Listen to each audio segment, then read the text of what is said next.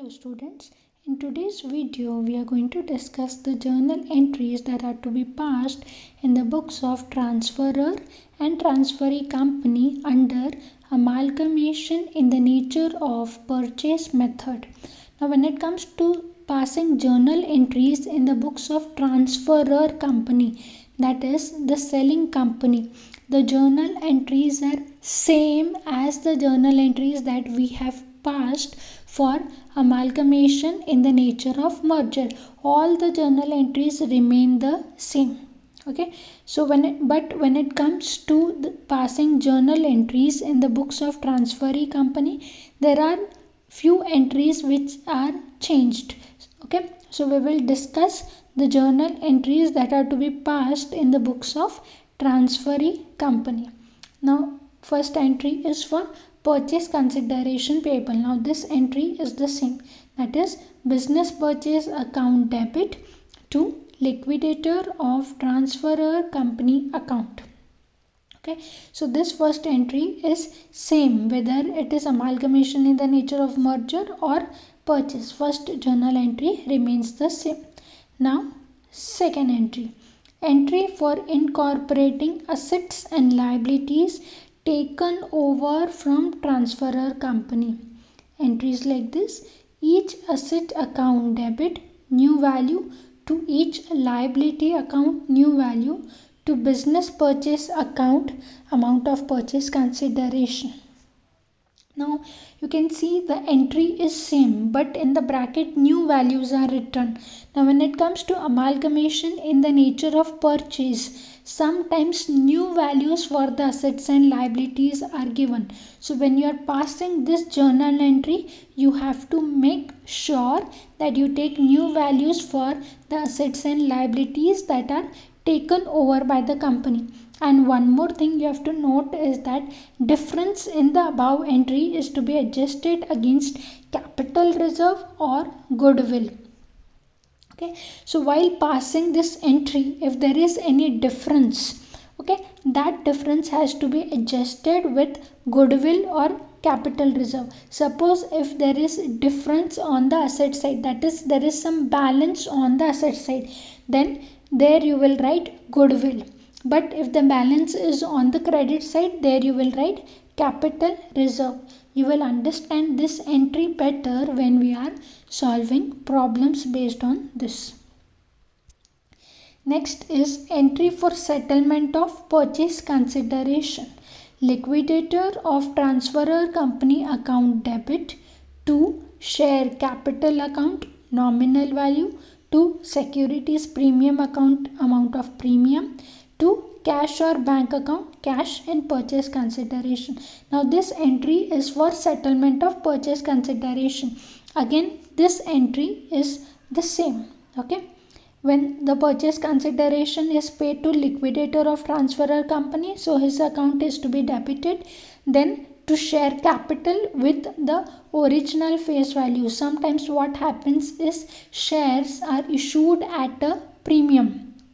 For example, if the face value of share is rupees 10, such shares can be issued to the transferor company for rupees 12. So here 2 rupees is premium because actual face value of share is 10, but they are issued at a premium 2. So while passing this entry, when you write this entry to liquidator of transferor company, you have to take full value of purchase consideration.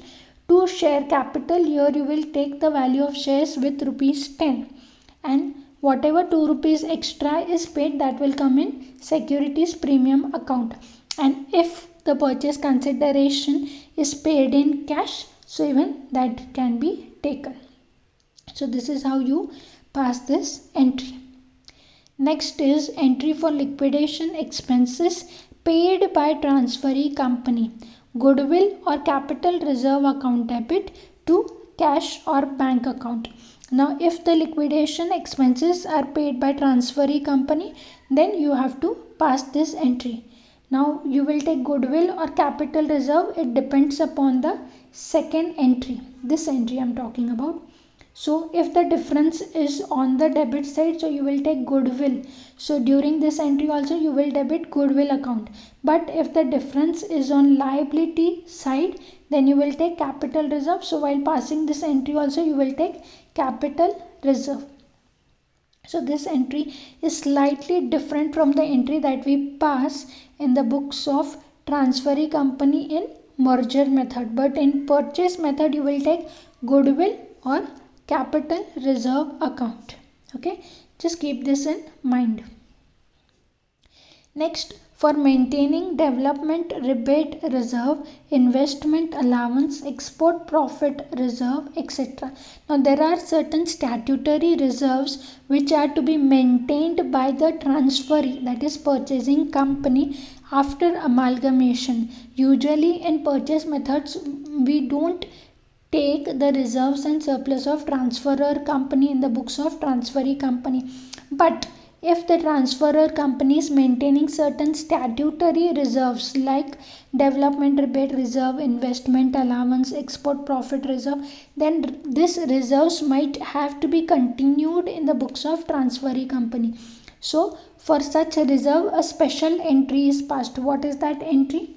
It is this: amalgamation adjustment account debit to such reserves, to such statutory reserves.